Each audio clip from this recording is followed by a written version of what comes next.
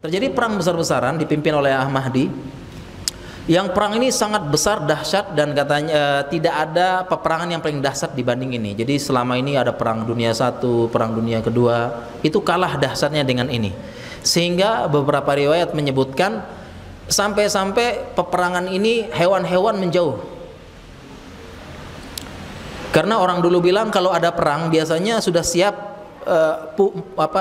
kalau ada peperangan, ya hari ke-1, hari kedua, hari ketiga mulai ada mayat-mayat ya. Maka burung pemakan bangkai biasanya terbang keliling di atas. Udah siap-siap. Karena dia sudah hari pertama ada mayat. Sempat diurus enggak? Enggak sempat. Hari kedua perang lagi ada mayat lagi. Sempat diurus enggak mayatnya? Enggak. Itu burung bangkai sudah siap-siap muter-muter. Kalau perang zaman dulu begitu katanya. Ya, udah siap-siap. Nah, untuk perang Armageddon ini katanya semua hewan termasuk burung pemakan bangkai nggak ada yang datang karena saking dahsyatnya. Sebagian katanya sampai gubaran debu-debunya berterbangan, yang burung-burung pada hewan-hewan pada lari semuanya. Tidak ada yang datang saking dahsyatnya. Peperangan ini ringkasnya, kita ringkas saja ya. Intinya melawan pasukan Romawi. Itu ada latar belakangnya lagi tapi kita loncatin deh ya. Intinya ada peperangan besar-besaran di mana ada hari pertama itu kaum muslimin saat itu benar-benar sudah siap-siap jihad. Perang hari pertama di mana yang hari pertama ini berangkat kelompok pertama, mereka bilang pokoknya yang semuanya berazam mati di medan peperangan. Nggak akan pulang sebelum perang. Akhirnya perang terus, akhirnya selesainya tenggelam matahari.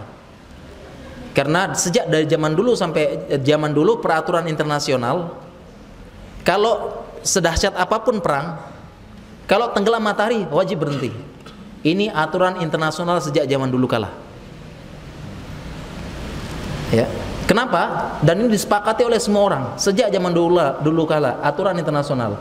Sedahsyat apapun perang, kalau matahari tenggelam berhenti. Kenapa? Karena dua pihak sama-sama sadar. Karena zaman dulu nggak ada lampu, nggak ada obor, nggak ada apa. Karena kalau dua-duanya perang bisa jadi salah menyerang, ya nebas sendiri.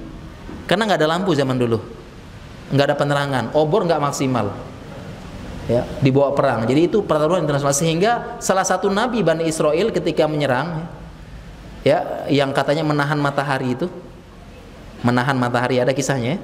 Nabi udah mau menang nih, tapi matahari udah mau tenggelam.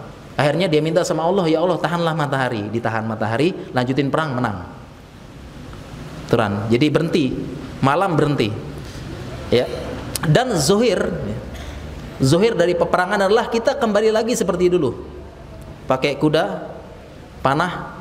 Begitu juga kisahnya Ya'juj dan Ma'juj ya.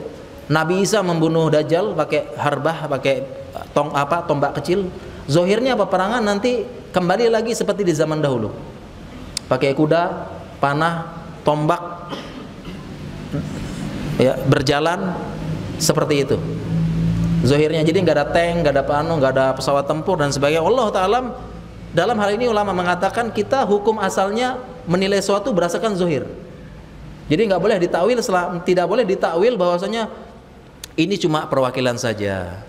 Ini untuk memberikan gambaran kepada orang Quraisy saat itu bahwasanya peperangannya dahsyat. Ya nanti perang akhir zaman pakai tank kok, pakai tank, pakai pesawat, pakai ini. Kalau ya jadi tetap kita itu pendapat itu, tapi pendapat terkuat intinya suatu hadis itu kita pahami zohirnya, tidak boleh ditawil kalau nggak ada dalil. Ya dan katanya ulama mengatakan bukan nggak mungkin kembali lagi seperti dulu, pakai kuda, pakai perang, pakai apa, bukan nggak mungkin lagi. Contohnya misalnya minyak bumi habis, selesai. Kemudian ada teori meteor jatuh menghancurkan medan magnetik semuanya begini-begini hancur kembali seperti zaman dulu. Ya, internet hancur. Ya, mobil nggak jalan, rudal nggak jalan, nggak ada internet, nggak ada jaringan, nggak ada ini nggak ada, bisa jadi kembali seperti dulu. Wallahu taala a'lam. Zuhirnya kembali seperti dulu. Peperangan akhir zaman. Ya. Kisahnya. Ini bukan nggak mungkin. Di hari pertama, kemudian hari kedua juga sama, berperang dahsyat lagi. Pasukan yang dia intinya pengen mati di medan perang, kembali lagi sampai hari keempat dan akhirnya dimenangkanlah langsung aja akhir cerita ya.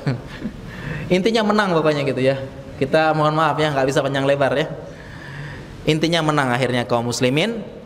ya, melawan Romawi, dan memang banyak korban. Dah hanya kita, bukan hanya Romawi kalah, kaum muslimin pun banyak korban, banyak yang jadi syuhada. Dan mereka semangat, apalagi yang ngompor-ngomporinnya, yang menyemangati siapa? Al-Mahdi, yang sifatnya mirip sifatnya Rasulullah SAW. Semangat, ya, perang besar-besaran.